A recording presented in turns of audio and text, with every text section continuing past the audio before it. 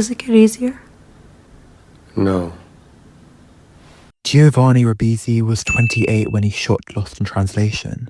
Barry Keoghan also looks like this in Saltburn. And in the 70s and 80s, this is what actors in their 30s looked like.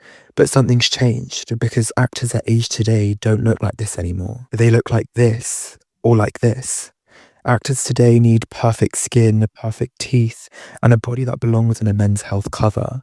And I'm not just talking about action stars. They don't look like regular people anymore. And I'm not trying to say that old actors were unpleasant to look at. I just mean they had faces and bodies that could theoretically belong to a real person.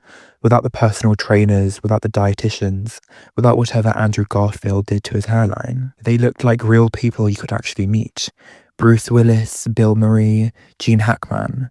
Not bad looking guys, but they had a sort of everyman quality that we just don't see in today's stars. So what happened, and more importantly, why did it matter? Part of it is that people just look younger today in general. Better healthcare, better nutrition, less smoking.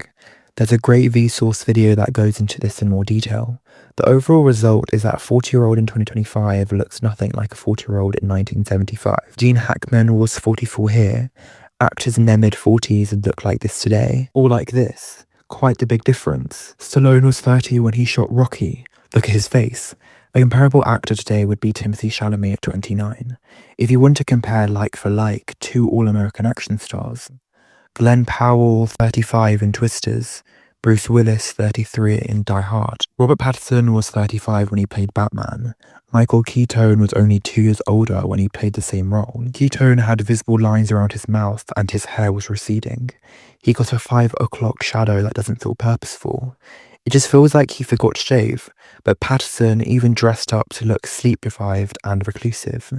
Had a chiseled jawline and perfect teeth. He looks a lot younger and he looks like a different species. But here's the thing, it's not just that actors looked older in the past, it's the kind of faces that have changed. In the opening of Once Upon a Time in the West, we meet 3 guys. They don't survive the scene, but from their faces alone, you already know everything about them. This guy, long hair blown across his face, visible blue eyes.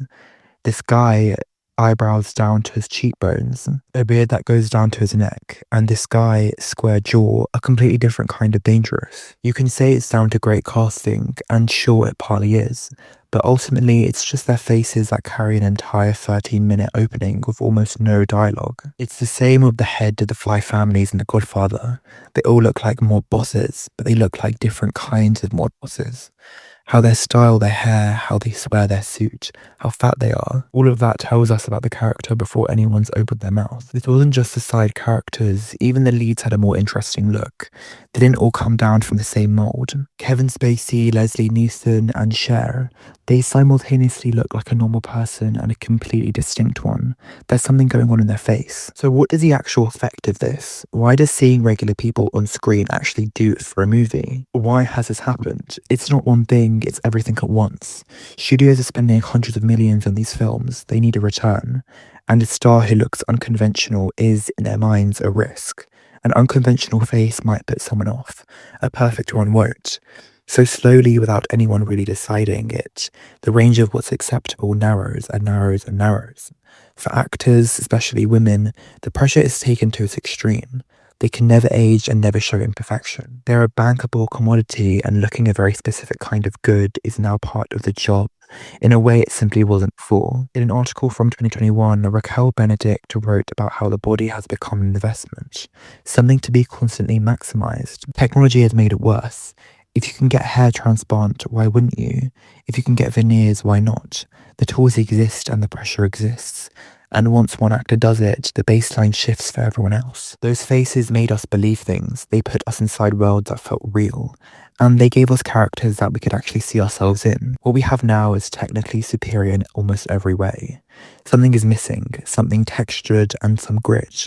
Some sense that what we're watching involves actual human beings. The movies stopped being ugly, and in doing so, they stopped being quite so true. Not really the vehicle you experience the world, but a status symbol, something that needs to be presentable at all times. For actors, that logic goes all the way. Suddenly, a receding hairline isn't just a receding hairline, it's a problem to be fixed. Kurt Russell in Escape from New York was big for sure, But in the shirtless scenes, his abs almost have no definition. Bruce Willis was handsome, but his receding hairline and modest build kept that everyman quality alive. Look, this isn't every movie, it's not every actor. If you look for it, you can still find interesting faces, but the overall direction is clear and it matters. Because the films we keep constantly coming back to, the ones who people keep watching 40, 50 years later, they're full of weird looking people. Big noses, receding hairlines, and uneven teeth. Faces that look like